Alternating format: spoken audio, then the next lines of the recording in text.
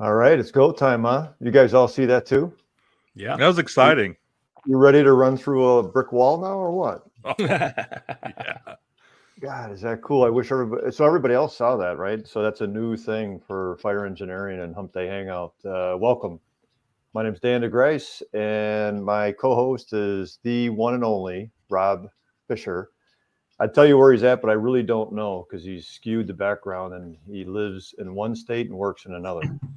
But we'll get to him in a second. Welcome to another edition of Straight Talk. You'll see two familiar faces, not ours, but Jim Burneka and Chris Muscle. We had him on our last show, and I had a great conversation in regards to, I think in general, we'll use the word resiliency. And now we're going to use the word thriving. We had a good hour conversation with both of them. We had a number of different questions that we didn't get to. We had a number, Rob and I talked, and we had a number of different thoughts to follow up. And then we had some people that reached out after the show that wanted to know more. So we doubled their per diem and got them back. So now I don't know exactly what that comes out to. Jim. Lots of zeros. Lots of zeros. But we're really happy to have you back. So I'm going to first introduce Rob. Rob, where are you at? Good morning. It looks like I'm in my mom's downstairs basement bedroom or something, but I am in Washington State. Just got off shift this morning. And as Danny said, I live in Vegas and work in the state of Washington. So I'm traveling a lot and go back and forth, and been to a couple conferences over the last couple of weeks. So I think I'm in Washington. So I think, and then this is kind of cool. This thing down here underneath me, fire engineering. You got something. Yeah, originally I thought it was Jim because Jim obviously has his own podcast. I'm like, how did he get that in his tagline? So it's not Jim. It's fire engineering. All right. Well, good to see you, Rob. Jim and Chris, welcome back. You want to introduce yourself? I think I had Jim last time. Chris, you want to just introduce yourself, and then we'll get on with the show. Chris is ignoring us. Uh-oh. Can you hear me? Gotcha. Having some technical difficulties over here. What was your question? No, just if you want to introduce yourself, Chris. For those that were on joined in on the show last time, they know who you are, and those that don't.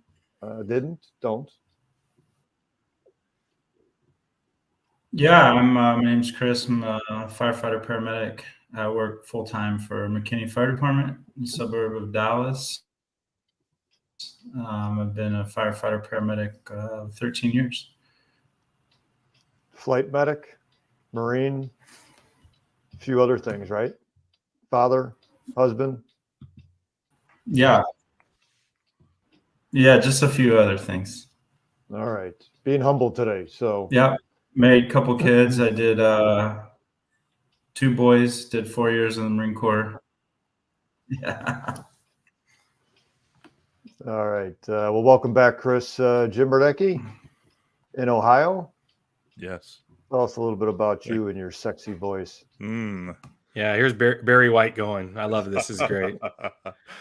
No. Well, I think the most significant thing since the last time we talked is my retirement went through.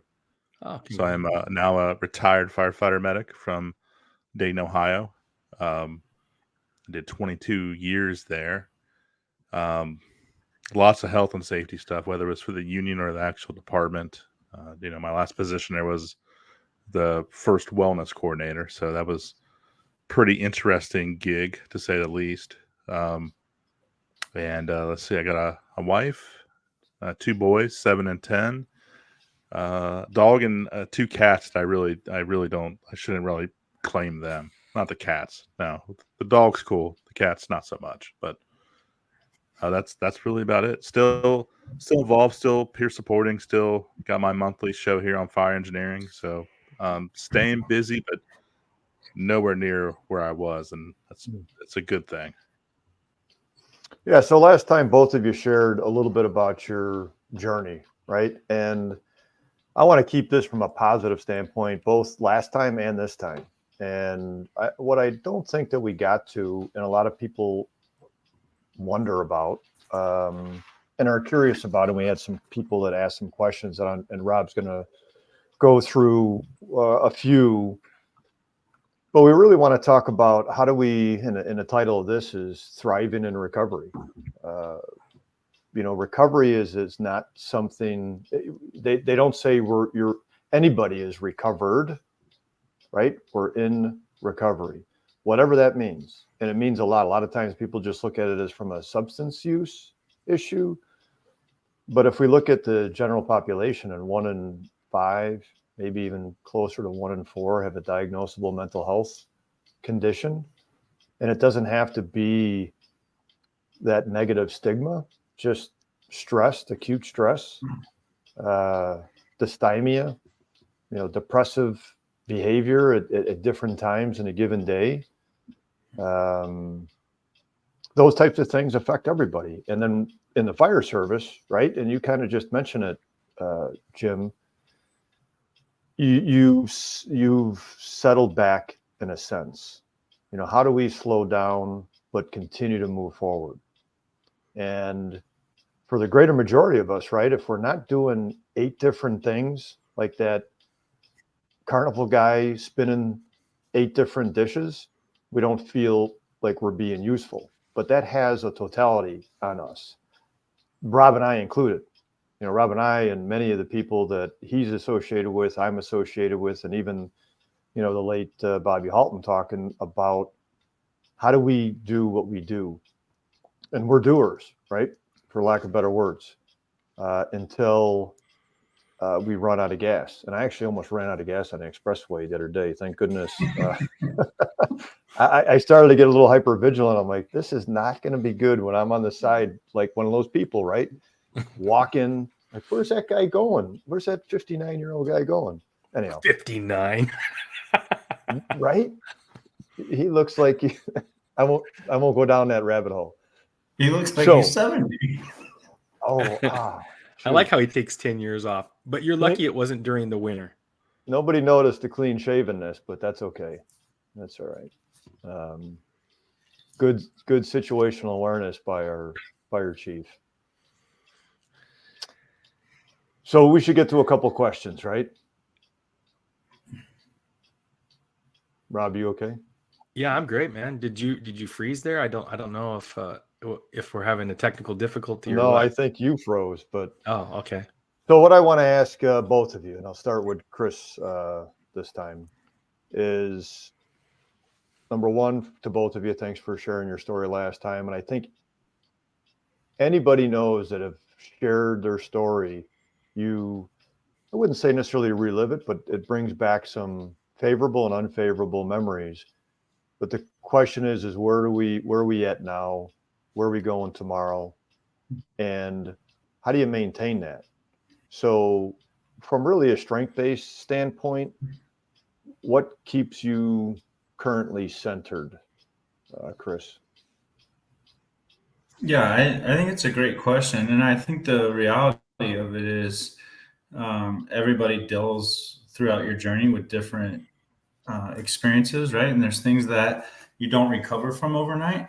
And sometimes it takes time, and that's different for everybody. It could be a month, 6 months, 2 years, 3 years. But the one thing that really keeps me moving forward, more than anything, that is just the absolute foundation for me, is I know that where I'm at today is better than where I was 2.5 years ago. Right.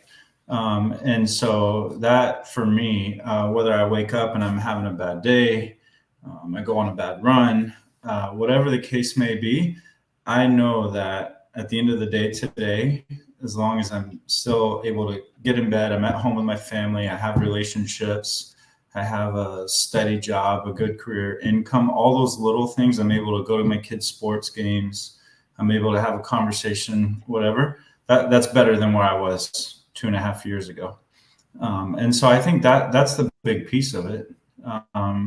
Is that's what keeps me moving forward. And then I think you kind of alluded to it a little bit with, you know, you have to find the balance, right? Because if I'm just constantly trying to be involved in 8 different things and doing this and doing that and flying and coach and all this stuff, that you don't have time to understand that where you are today is better than where you were 2.5 years ago. So I think that's probably the single biggest foundation for me. And there's a lot of other small things in there.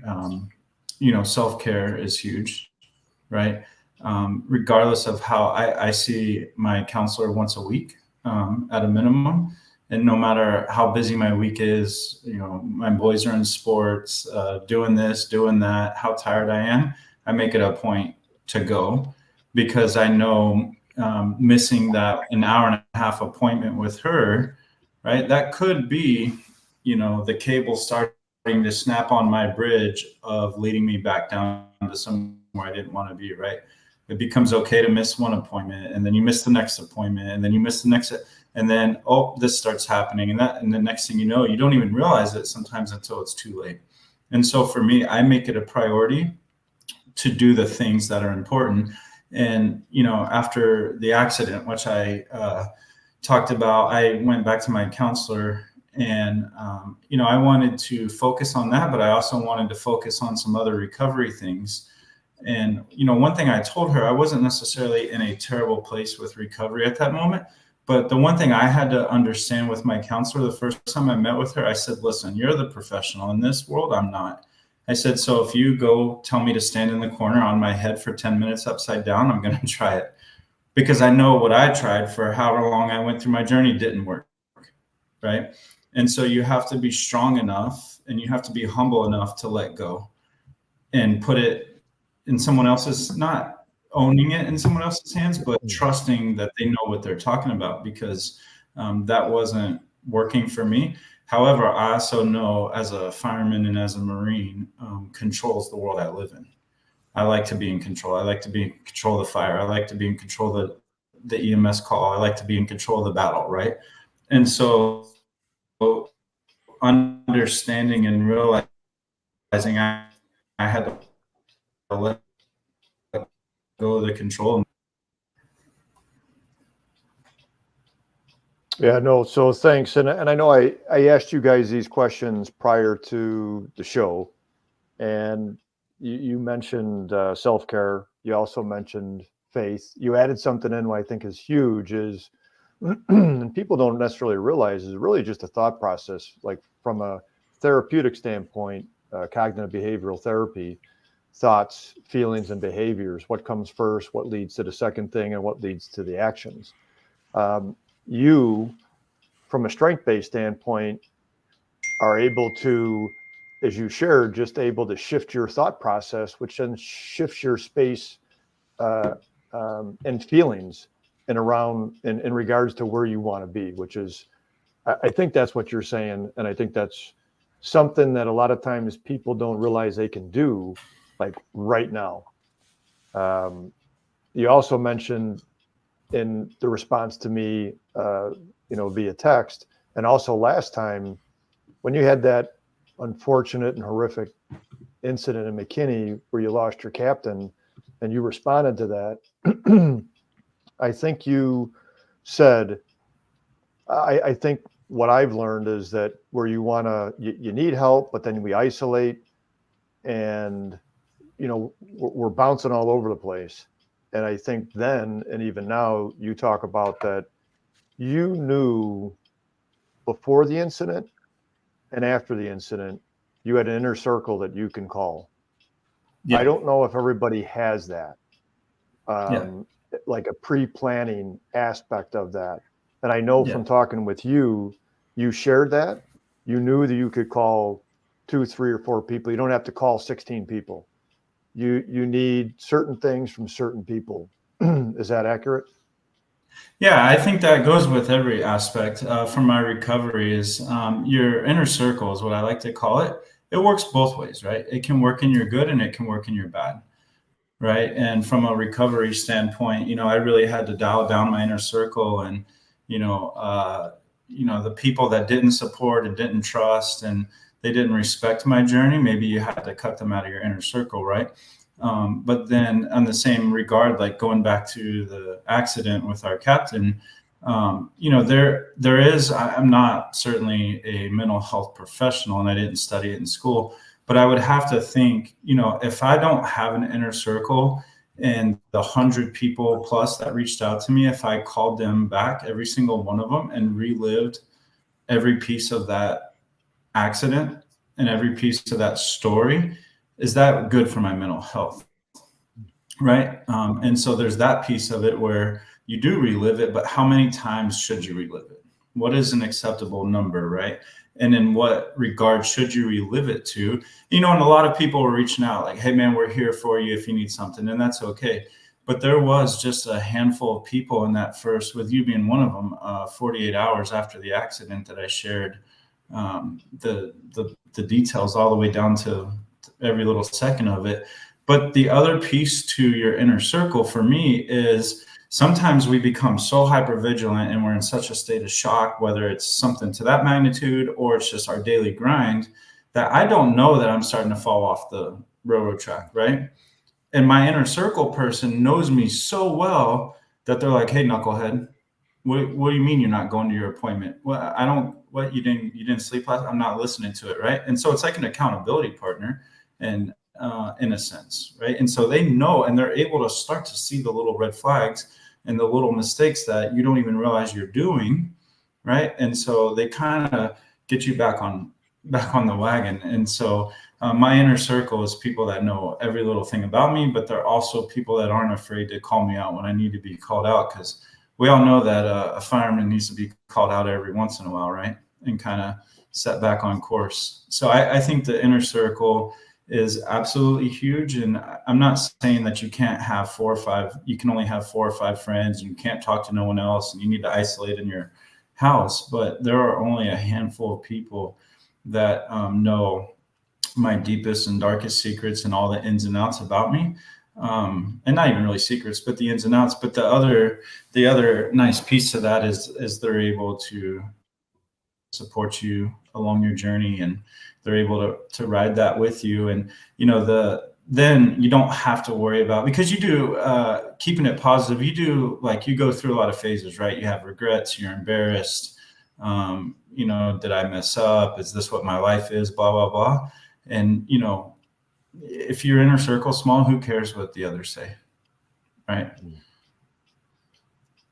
Oh, wonderful. Thanks, Chris. And again, when we talk about this, right, you've learned, and so has Jim, Rob knows, I do, there's tons of different protective factors, strength-based things, coping skills. You have the ones that work for you.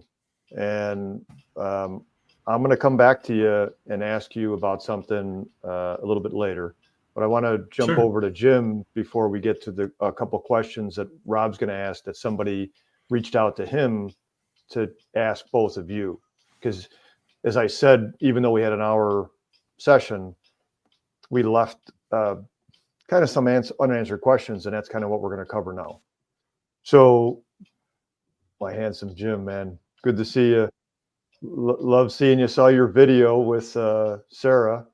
Hopefully everybody saw that for your soon to be 5th or 6th annual. Go ahead. Yeah.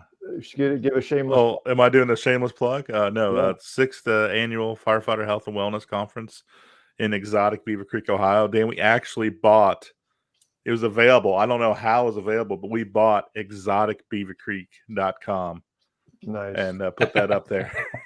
But no, it's October 25th, 26th, and 27th.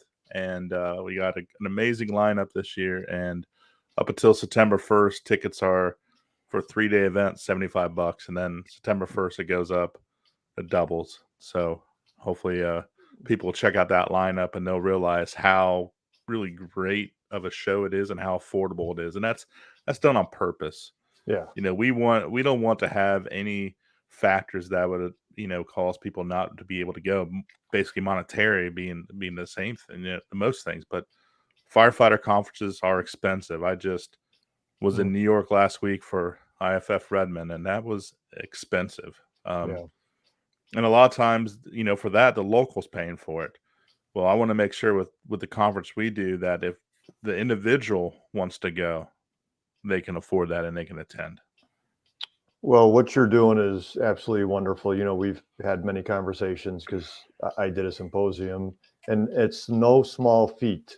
I don't think there's a day in the 364 days prior to the event you're not doing something about that, answering a call or calling a speaker or whatever it is. But I say that, one, to allow you to share about what you're doing and still doing. But when we talk about your journey and the things that you have done, again, from a husband, a father, a firefighter, a peer support leader, radio talk show host, conference developer, and I could go on. Right? I remember. Yeah, you didn't talk about the OnlyFans page. I have tremendous feet, Dan. I'm telling you. Dan doesn't know what that means.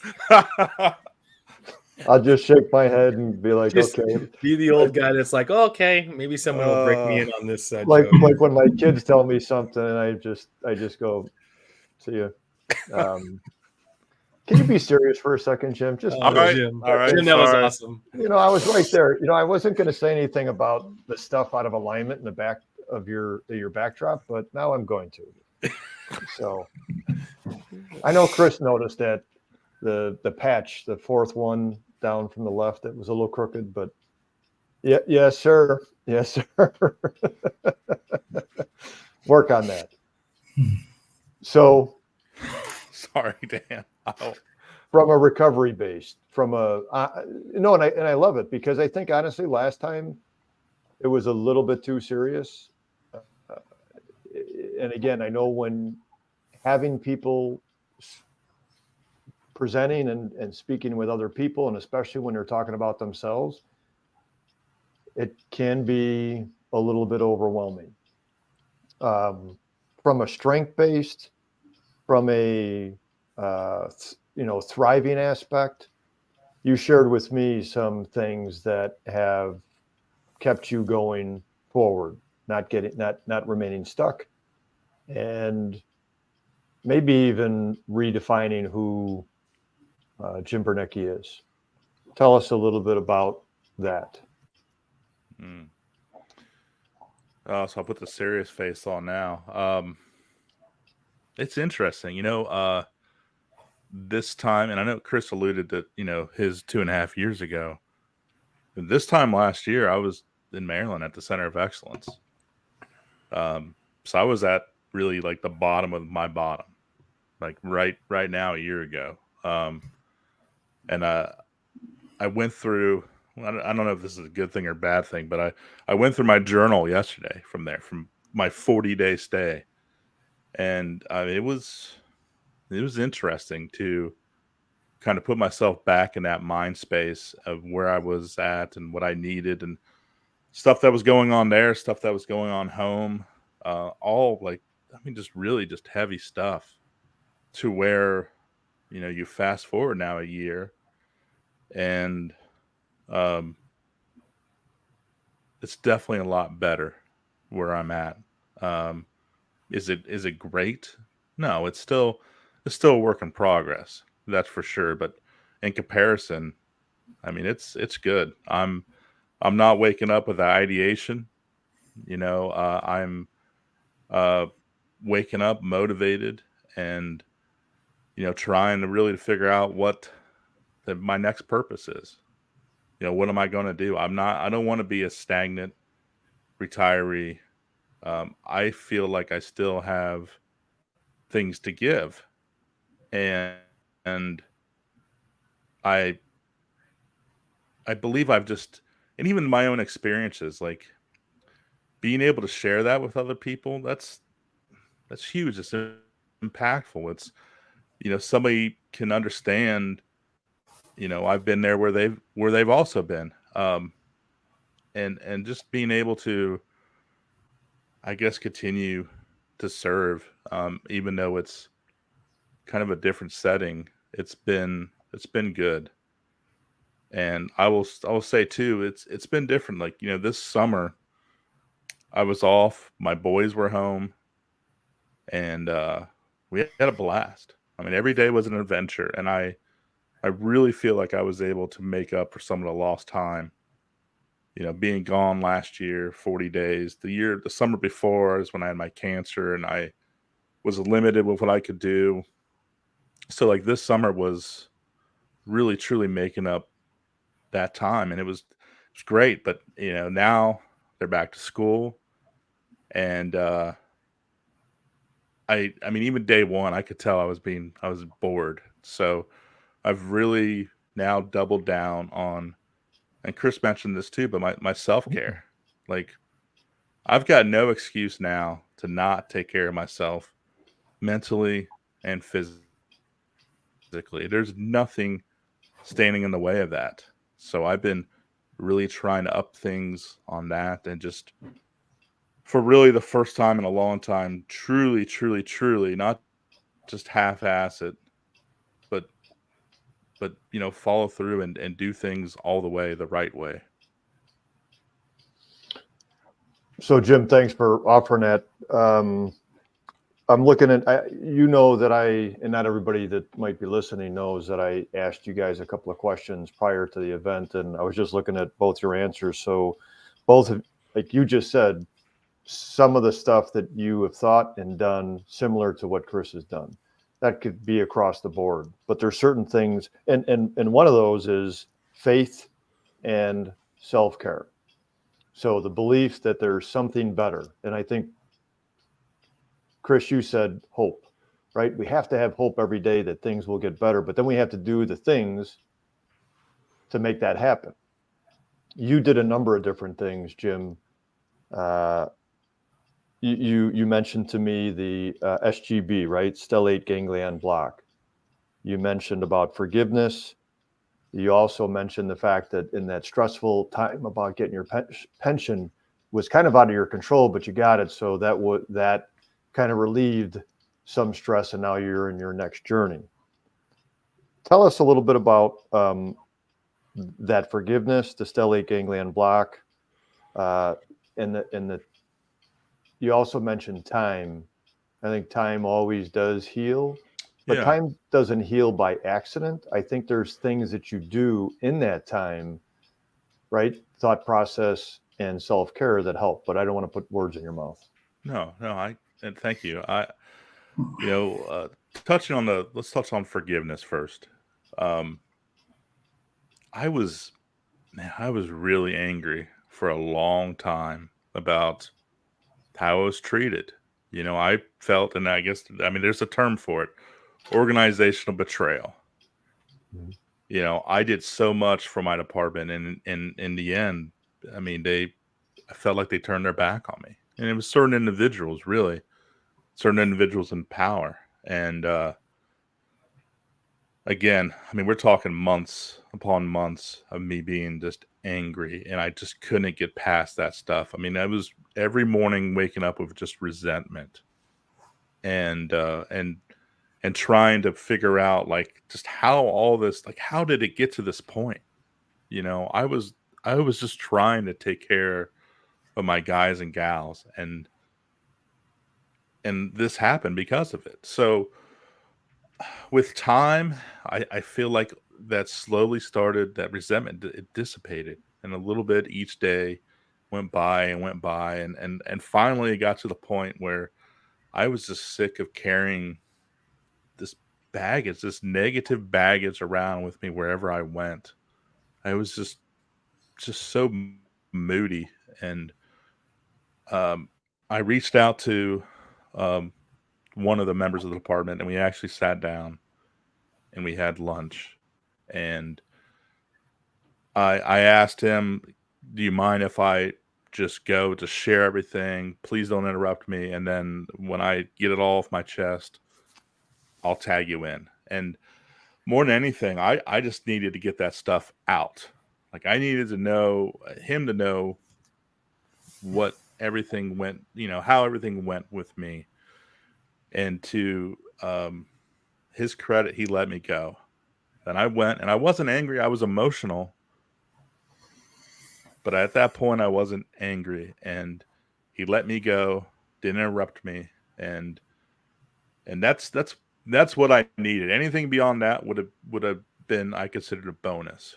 So, and he actually apologized, which I didn't expect. And then he went into his own stuff, and I gained an understanding of his perspective. And we both left, and we were both, I think, in a better place after that conversation. And I think he needed it actually as much as I did. And I think he felt a lot better afterwards. And sure enough, he was at my retirement party. So that was good. And then the other guy I did my exit interview with.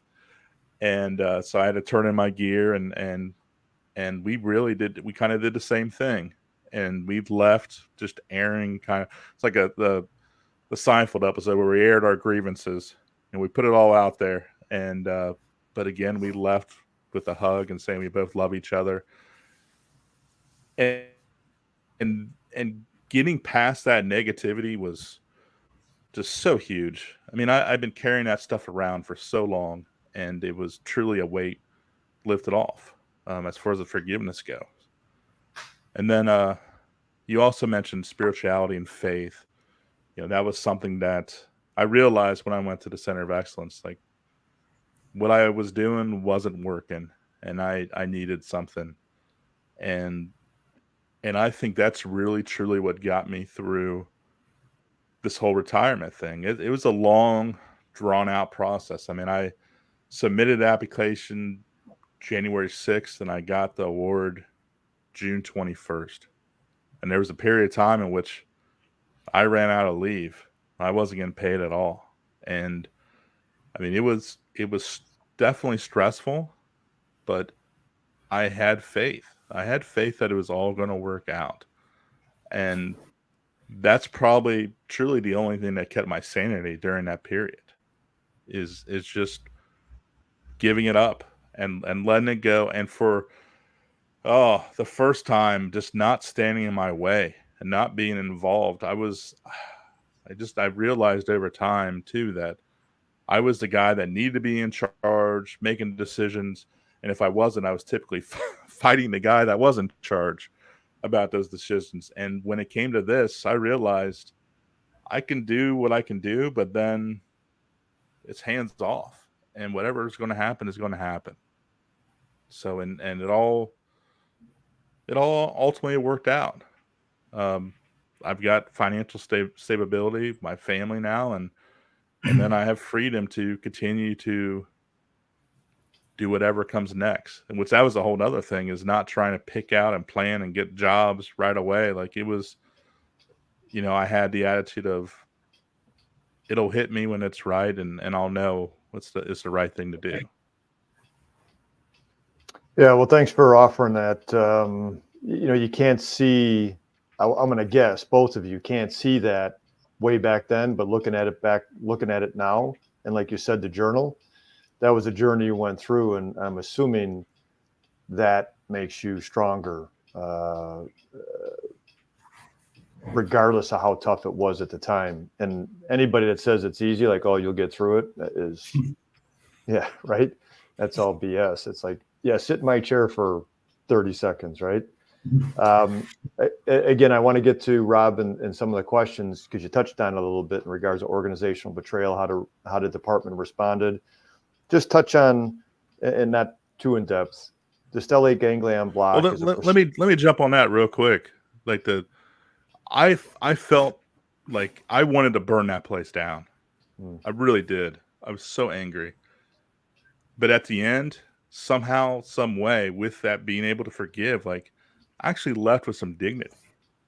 somehow, some way, I left with some dignity, which I didn't think was possible. And I think it was the duration, the time that went past, and it was also just actually being willing to forgive and to own my stuff too. I wasn't innocent in all this stuff.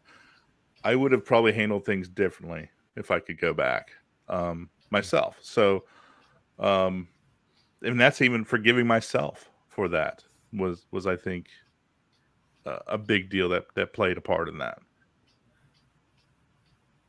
Yeah, and that comes down to like somebody's program, right? Accountability. What does that really mean? Not necessarily saying sorry, but and I'm not saying it to you. I'm saying it to myself for my own growth throughout my years. Go ahead, Rob. What do you got from? And we'll get back to the stellate. That's not as important. Oh, I'm sorry. I forgot. I knew that. Go for No, it. Go for it. Let's. I'm letting you do it. That's okay. What do you want to do, Jim? Do you want to mention that? Because people might have heard about it. It's not new, but it might be a new term. It's not cheap. It does work, and for some, it doesn't have a long life span. Sometimes people have to do it more. Did you want to say anything about it? Yeah, I can jump in real quick and tackle that. Stellate ganglion block, otherwise known as SGB. There's all different places throughout the country that will do that. And it was originally, I believe, used in the military. They used it to actually for pain management. Was really, and it's what it is. It's a couple of different, for lack of better terms, I guess, a shot in your neck. They block the nerves, the stellate ganglion nerve, and again, that initially was used for pain management, but what they realized, it also helps with PTS symptoms. So, depression, anxiety, hypervigilance, all those different factors, it kind of can, I guess, turn the volume down on all those for some people, not like you said, not everybody, and allow them then to go through life and actually kind of be air quotes normal, have not have those responses that we typically get when we go out in places now. So it just really just dampers the signs and symptoms of PTS. But like you said, can be pretty expensive. It's usually around $1,500 a side, and it's something that for some people lasts a couple months, sometimes a couple years, but it's something that may need repeating. So it's a expensive treatment. Unfortunately not covered by insurance, or at least most insurances right now. But for some people out there that are really just having difficulties getting through day-to-day life, that money is well spent for those individuals if they can get relief. But it is a little bit of a gamble.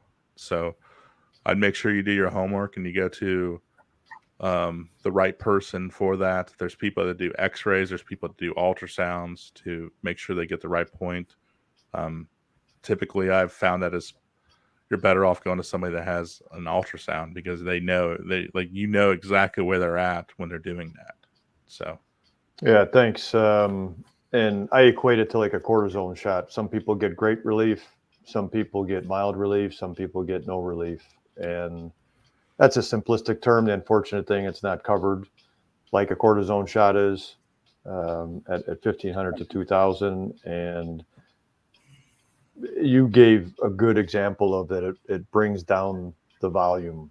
Our central nervous system is created to respond to stimuli, and that's what it does. But for some, because of their experience, there's a heightened, almost a synergistic effect. And that's what the stellate ganglion block is used for.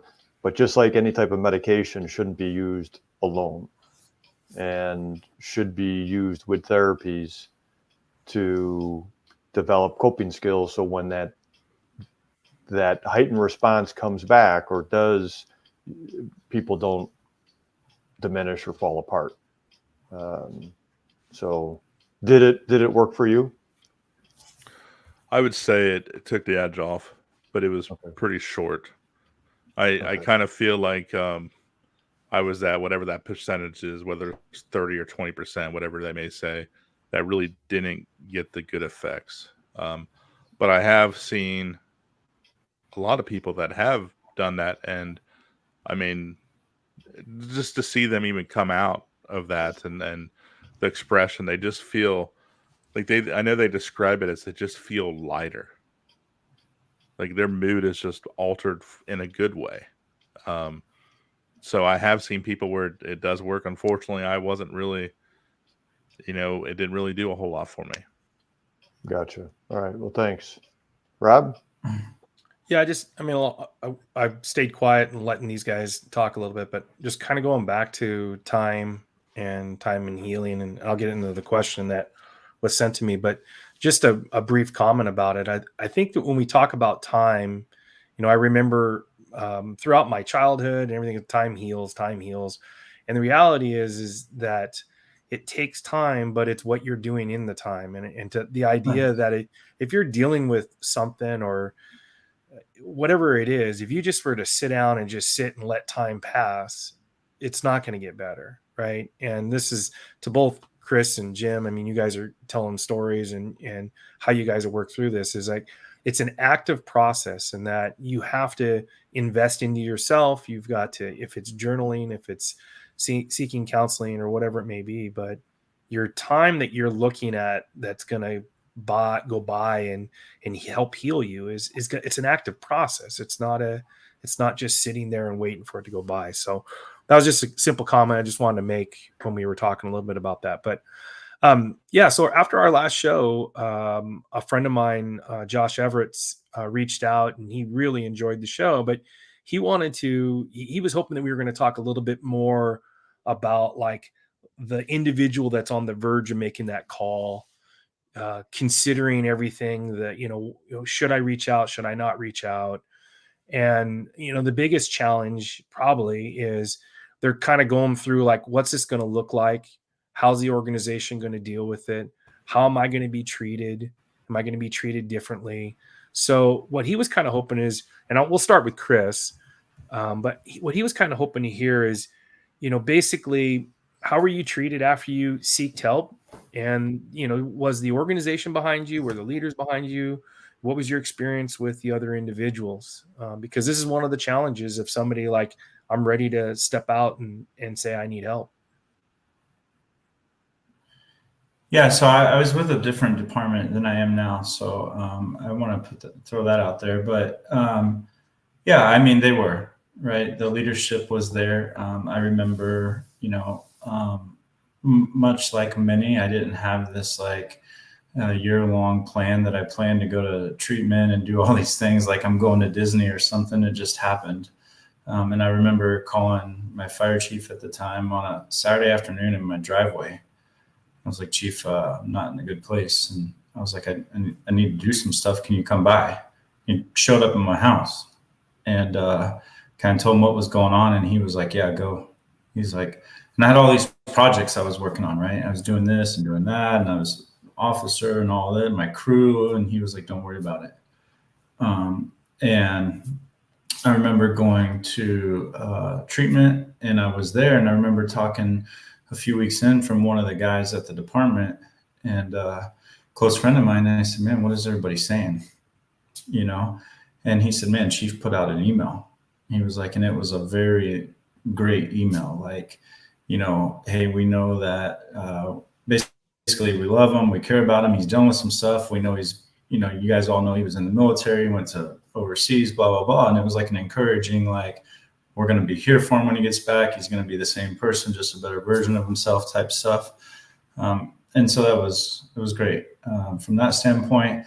But there is the fear. I think for me, the biggest fear was coming out of treatment. And, you're this one person, right? The tough guy. And, you carry, you're a fireman at the end of the day, and, that's who you want to strive to be. And then it's like you're walking back in the doors of the firehouse and everybody knows where you just spent the last 30 or 40 days. And it's like, man, how are they going to look at me?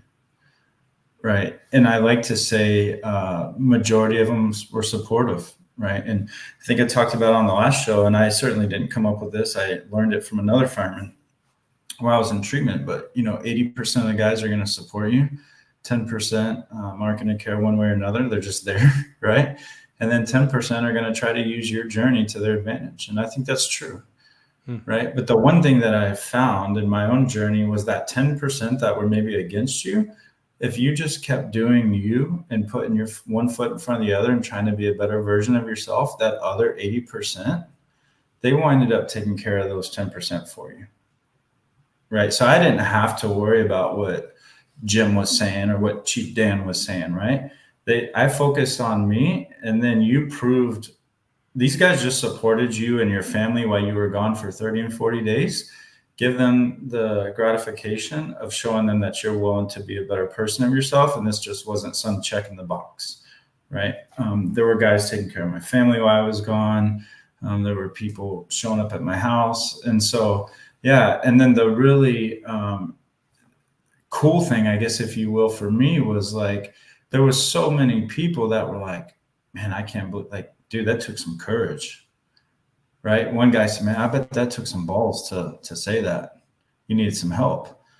Right. And so I think you're right. There are so many people that are just teetering right on the edge.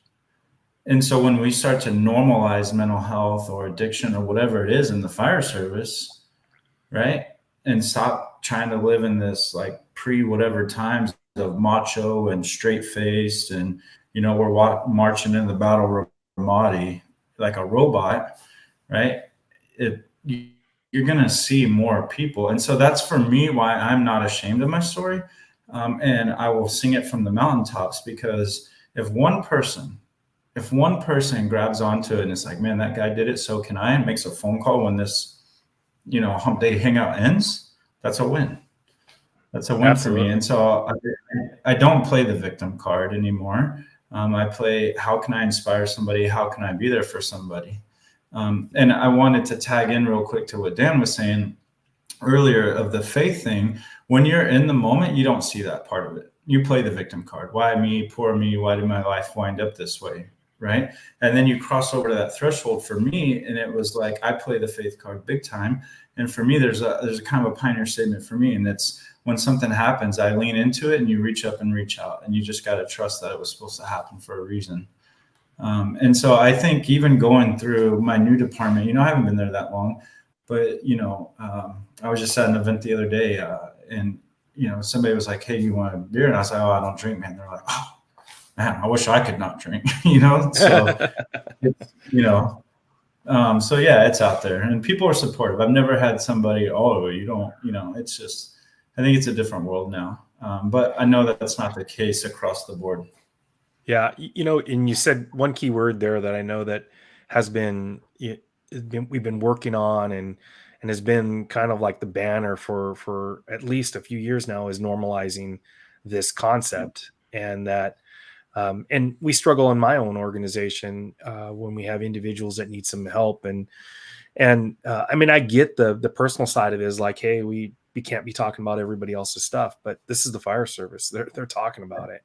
And when we as leadership and organizations, we just like, hey, Rob Fisher is on administrative leave. And I was like, well, why is he on administrative leave? Well, everybody knows why he's on. And if we could have more leaders, and maybe they got to communicate with the individual, but have more leaders willing to take a little bit more risk and to just say, hey, we're behind him. This is what's going on, or her.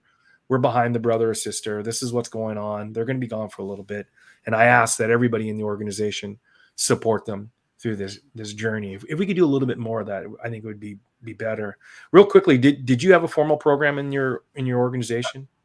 Not at that time. Okay.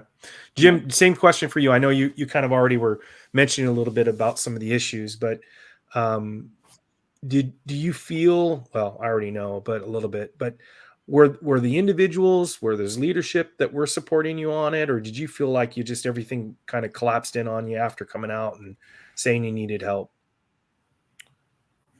Rob, I would say that when I got out, the department was pretty supportive, and I requested restricted duty. I didn't feel like I was ready at that point to come back and go on the line. I felt like I needed still to work through stuff, and they took care of me actually.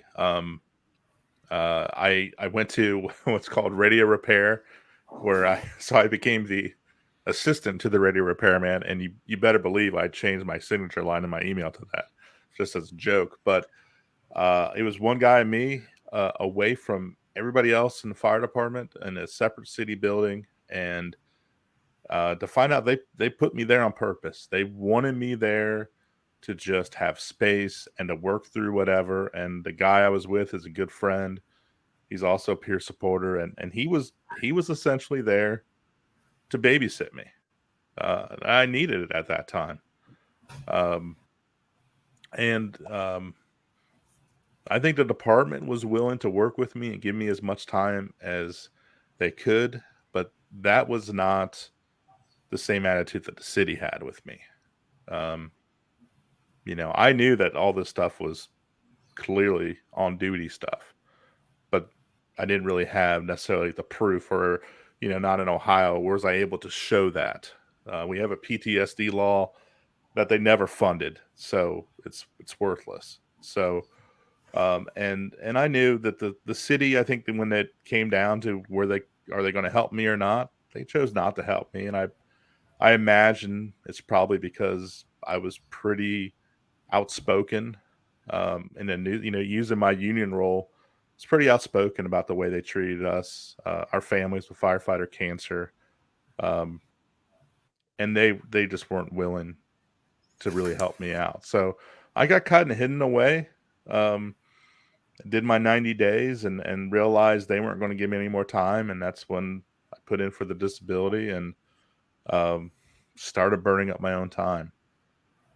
And as far as I didn't see a whole lot of the firefighters. I didn't go out of my way to see them. And they didn't really go out their way to see me. And I think a lot of that at that time was I was just, and kind of Chris spoke about this earlier, I was just sick and tired of talking and telling everybody my story. And it was too much. It was all the time, too much. And I just was overdoing that. So, it's interesting. I still don't know,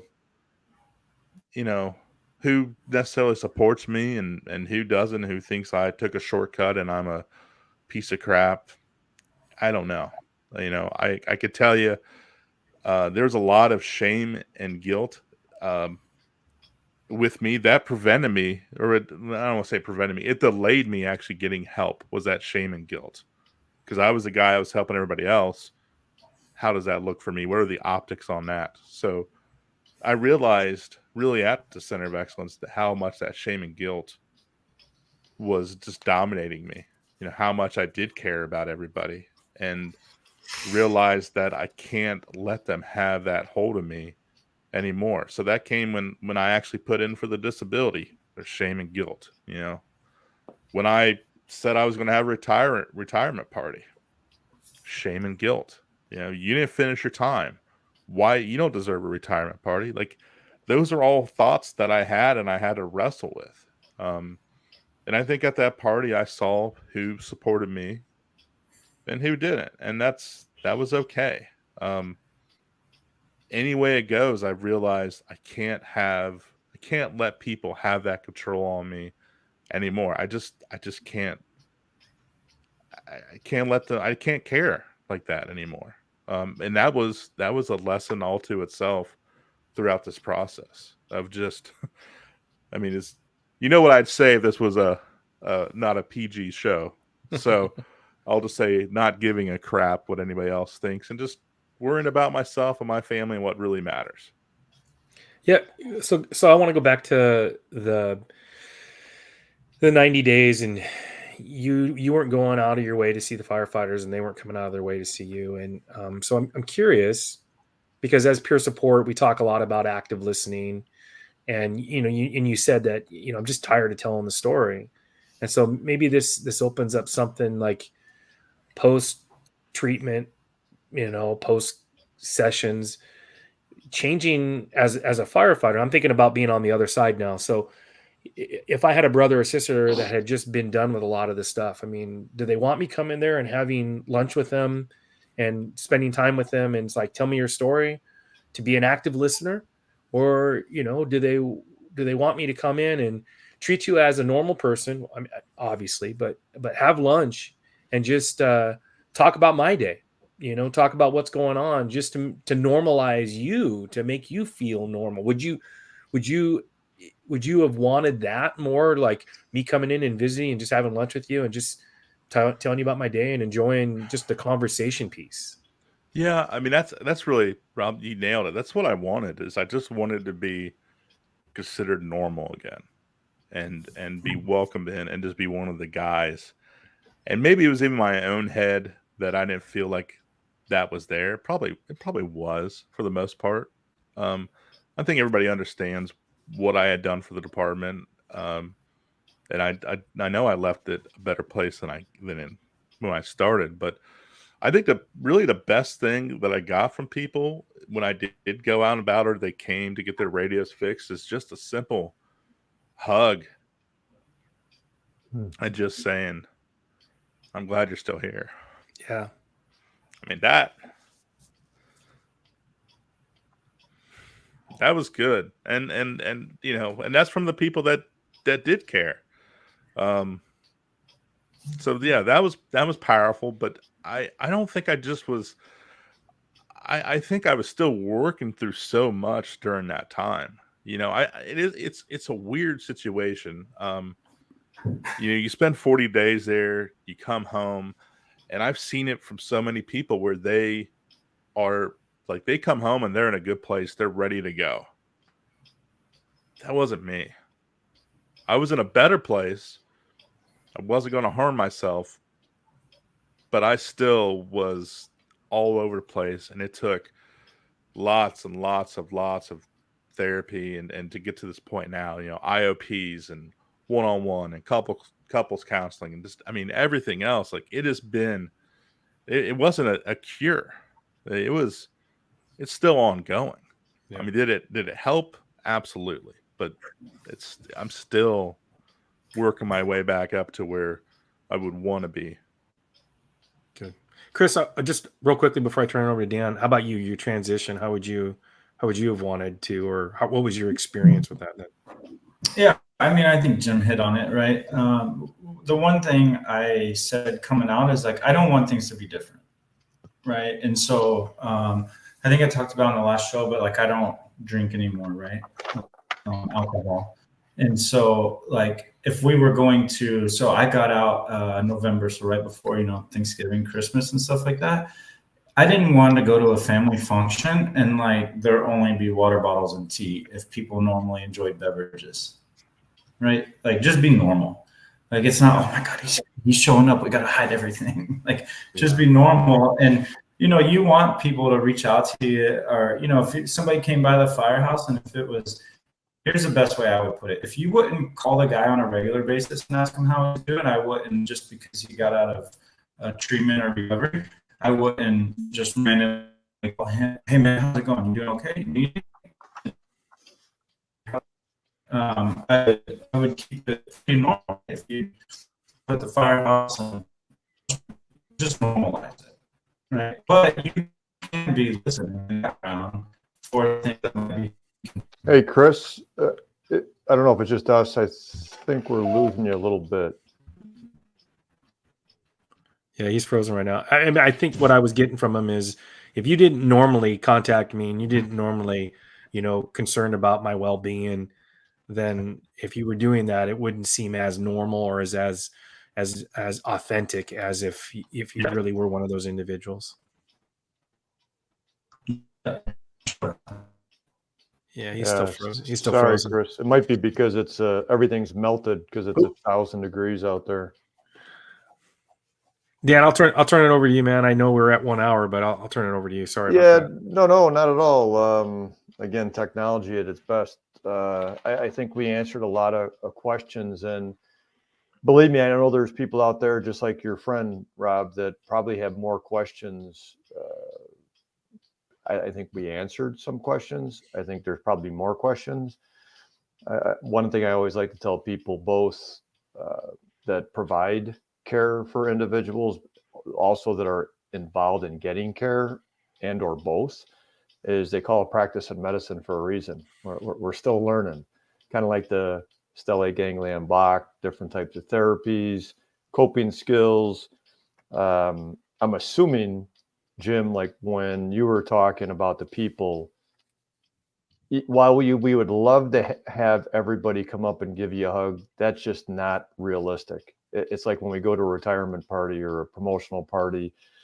I think about the firehouse. You can't get 10 people to decide what they're going to have for lunch. So how are you going to love everybody, right? But in our head, we want to do the best. We want to be around people, but that's just not reality. So one thing I think you have said, I know Chris has said, that circle, kind of that circle of trust, right? Most people I know that are in some sort of recovery, that inner circle is their spouse and their kids first and foremost, which wasn't necessarily always first and foremost before. And again, I don't want to put words in your mouth, but that's what I hear consistently. And I've heard from you guys, right? You mentioned about your kids. I spent time with my kids. I made time for my kids. I was at home. And so I heard you say that. Right? Is that fairly accurate? Yeah, absolutely. And I think even being gone for those 40 days, like, that was unfortunately a great example though of who is there, who does have my back, who's got my family's back. My family stepped up, her family stepped up, and then there was friends and even neighbors, like mowing the grass. I mean, little things like that, you just it's easy when you're there, but when you're not, like my wife had her hands full, with school and her work, and then all the boys games and everything else. And on top of that, I remember, because you get your phone here and there a little bit. And I remember seeing an entry on my phone, and it said just like Jameson wellness appointment. And I remember talking to my wife going, well, what's that about? And she said, well, I got Jameson scheduled with his own clinician. And I was like, why? And well, he's been acting up ever since you left. So that was heavy. Like that was, and I know now I'm going on a whole different thing, but seeing how my actions was affecting him, I mean, that just sucked. That just sucked, and it made it even more the reality of like, you got to get your stuff together. Like it's affecting everybody. It's affecting your, at that time, 9-year-old boy. I mean, come on. Yeah, no, and I appreciate you sharing that, because I'm sure that as you think about it, kind of like what you shared a little bit when people hugged you, it's emotional, it's deep, and I get that. So I appreciate you verbalizing that and holding yourself together. I appreciate Chris, you coming back here. I know we booted you out. We figured that with the heat in Texas, everything, all the electronics got melted, but we're going to kind of wrap it up. And on behalf of myself and Rob, Fire Engineering, all the people that are listening and get something out of this, and again, whether it be 1 or 1,000, there are a lot of people out there. I'm going to throw some statistics. Is like, I know from the Center for Excellence, it's probably supported a little over 3,000 into IFF members. I know the program that I ran at Rosecrans has supported about 1,000 in my time there. I know I ran the Union's EAP program, and I supported about 3,000 of our active retired members and their family members. So the reality is that people are going through stuff, and even the best people are going through stuff. And those best people have family members, spouses, and kids, and they're going through stuff, kind of what you just said, Jim. And what I've learned is that people gain strength in the recovery from the people that are their inner circle, and their inner circle ends up being smaller, like Chris said, and it usually happens to be their spouse that they reconnect with and their kids that we reconnect with. And I don't care what type of recovery we're talking about. Again, mental health, substance use, whatever issue is out there, gambling, you name it. Some people get it, some people don't. And as Chris said, if you continue in your own recovery to do certain things, the other people that support you will, in one way or another, either educate or knock down that 10% that doesn't get it. And you don't have to do a thing except continue in your recovery. And you guys know that from experience. We could say that in the beginning, but until it happens, like, oh, Dan's not being a jerk off anymore, or Dan came up and apologized to me. Yeah, that might have taken a year and a half, but you just stay on your own journey because we can't control other people's actions. You know that. Departments are learning. There's 35,000 departments across the country. That means there's 35,000 fire chiefs, and then assistant chiefs and deputy chiefs, and then barn bosses and battalion chiefs, and you name it. We're having a conversation about this. Bobby Halton, God rest his soul, allowed us to have this conversation here, bring you guys on here, bring guys like Rob Fisher from, his department as a leader, from Brothers in Battle to Fools International, you name it, talking about the number one asset in the fire service, us.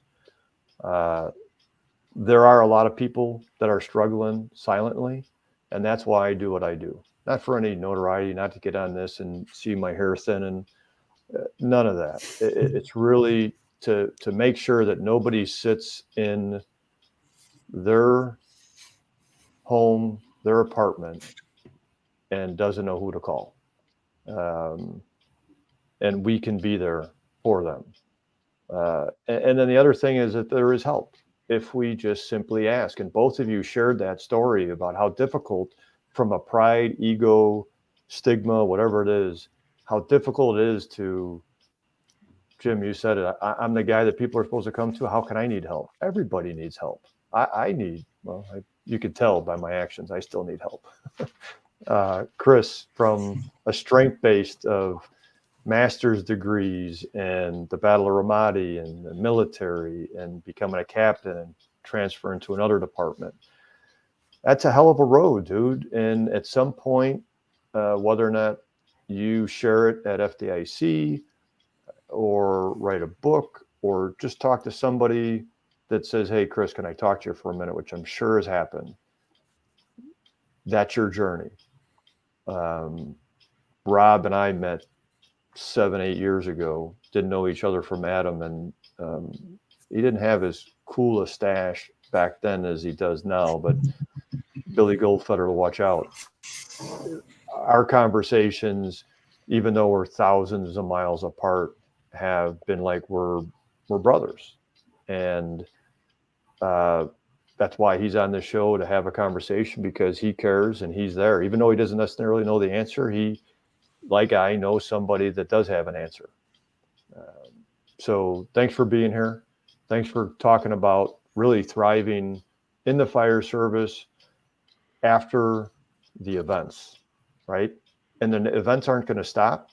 So what do you do each and every day so that you can continue thriving with your family, yourself, and whatever rate, and it was funny. I got to say this, Jim, to you to go into the radio space, I mean, with a radio voice, I mean, that's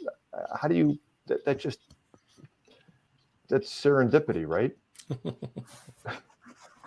You just wanted me to talk some more. I felt like I talked enough already. I did want you to say something, because your voice is way better than mine. And Chris, the last thing I want to say to you is, one of the things is did the department care for you after the event of your incident with the captain? And I know, and I think you're okay with me sharing. If you're not, Yeah. just you shared with me that when people came to you, your response was, I'm okay. I'm good. I got it. Right. Because that's, again, your mentality. And then I think at one point, I don't know if you said, no, I think somebody reached out to your spouse and brought her there because she was your rock. Right. Yeah. Excuse me. So your department was supportive, even went and got your spouse, and that pretty much, that was relieving and probably almost brought you down to your knees too. Yeah, I know we're out of time, but I'll share real quick. I was at the hospital, and one of our peer support guys who I'm pretty close with, he actually had taken my phone because it was just kind of blown up. Everybody knew I was on the run. And a little bit later, he came up to me and he said, "Don't kill me." And I'm like, "Oh God, what's about to happen?" And he said, "Your wife's here." And I just, I lost it. So pretty cool how they responded. Yeah. So there are some cool, good things. And again, that's your new department. Not to say your old department wouldn't have done that, but again, departments are learning, people are learning, and people do care. So that's the positivity about. And the last piece real quick is, some of these guys knew my journey, right? And they knew my story, and I'm not one that I don't hide it, but I just let it come up organically. And they went and they called my wife, and she came up, not necessarily just for her to be there for me, but they knew that I was going home and they didn't want me to have to drive home alone if I didn't want to because of they had no clue, right? But they were like, we know his journey. We know what he's been through. And if we can eliminate a possibility or something. And so it was just the fact that in the moment, like, we just lost one of the captains in our department and they were thinking about me. Like, that, how do you process that, right? Like, they're making sure his family's taken care of, but then they're like, okay, we're taking care of his family. We got to take care of our family too. And that's just unbelievable. That's I think one of our struggles in the fire service, and I know we're wrapping up, but it's just trying, how do you input yourself into situations, be it you're a peer support, you're a trained peer support individual, or you're just a loving brother or sister and just looking out for one another. And, when do you take that step, like a brother grabbing your phone and calling your wife, or when do you give a big hug? I mean, Jim, I see you and I just want to give you a big hug, man. And, but when do you give your brother or sister a hugger? When do you give them a hug? And so it's like it seems that as firefighters, we just want to sit back. We don't want to make the problem worse. We don't, we have these emotional issues and we're like, we don't know how to show emotion. We're kind of like, how do I do this? What is the easiest thing for me to do? And think with caring, I guess I would say just think with caring first. And, hopefully your department supports you on that. And you have good leadership that can get behind you and help you out and, and keep the ball moving forward. But I think that's one of the things that we struggle with is how do I get in and try to help out when I do want to help out, not make matters worse or create more challenges.